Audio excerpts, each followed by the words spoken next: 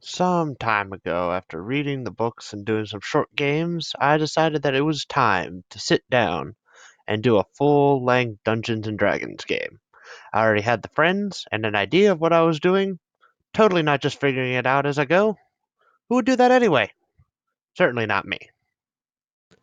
Anyway, we decided to introduce a lot of homebrew content into our campaign to suit the wants of all the players, and we had everybody assemble in the place where all adventures begin.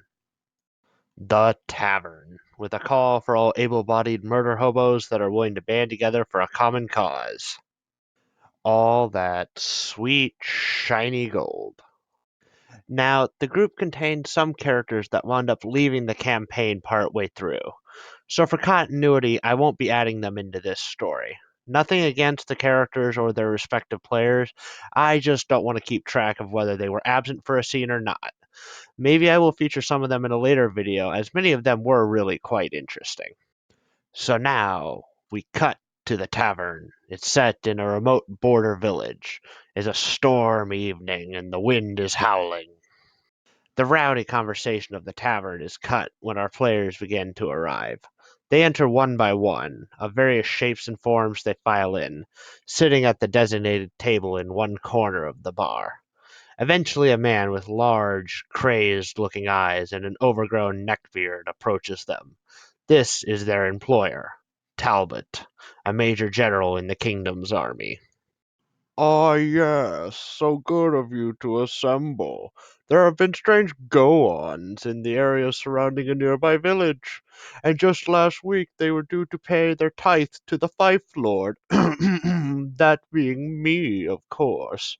The patrol I sent out to investigate didn't return, and unfortunately I'm temporarily low on personnel due to draft demands from the capital and all. So that's why you are all here. Talbot declared, his eyes twitching viciously. After some negotiating, our heroes eventually agree and the party is formed. The heroic party that would eventually grow into legends.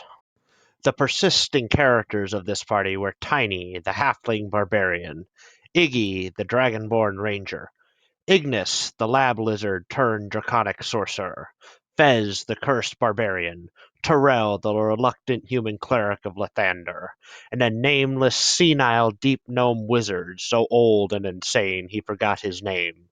Eventually, everybody started to call him Schlapp.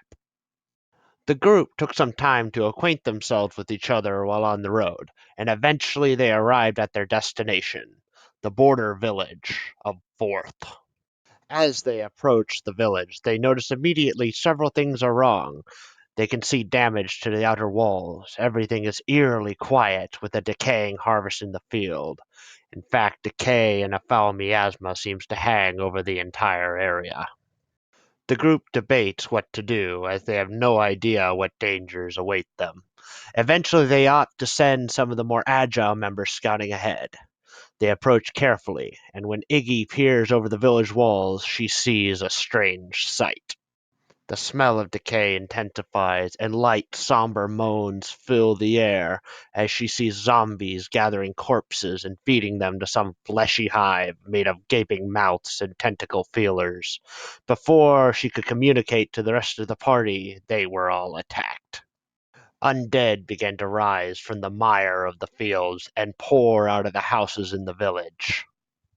As the party assumes defensive formations, the situation worsens as skeletal archers appear in the towers and begin to rain down deadly arrows on them.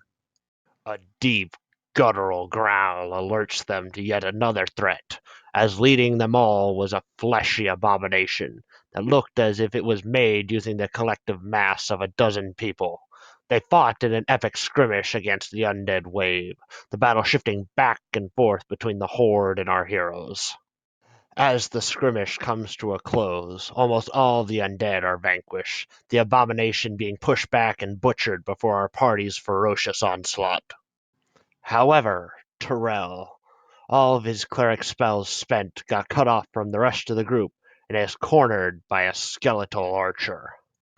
His back to the wall, his health quickly depleting, Terrell surges forward and scores a critical blow against his foe, pulverizing one of its arms and forcing it to drop its bow. This heroic act is quickly undermined by what follows, as it proceeds to then chase Terrell throughout the village, steadily slapping him to death with his one remaining arm. Desperately, Terrell stalled for time for his allies to come and aid him. He climbed through windows and parkoured around the broken remains of buildings, climbing support beams, jumping from house to house, anything to slow down the slap-happy savage that followed close behind him. Eventually, his party did catch up to him and help him put down this crazy skeleton, and Terrell was saved on his last 2 hit points. The group took some time to regroup, apply first aid before heading back to the center of the village. On the way there, they had to fight a fresh wave of undead that was emerging from the fleshy hive.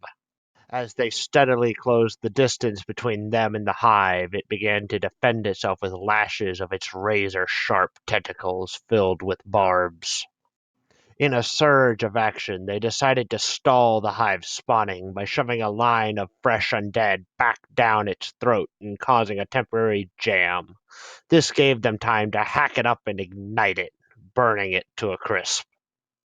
The group began to celebrate their victory and the success of their first mission. They had banished the abominations with no casualties on their part. They noticed a little late that they were being watched. On one of the previously vacated towers, a figure clad in cruel armor of some make none of them had ever seen before stood, watching them. This test has been concluded. Feel not pride that you've defeated such disposable peons.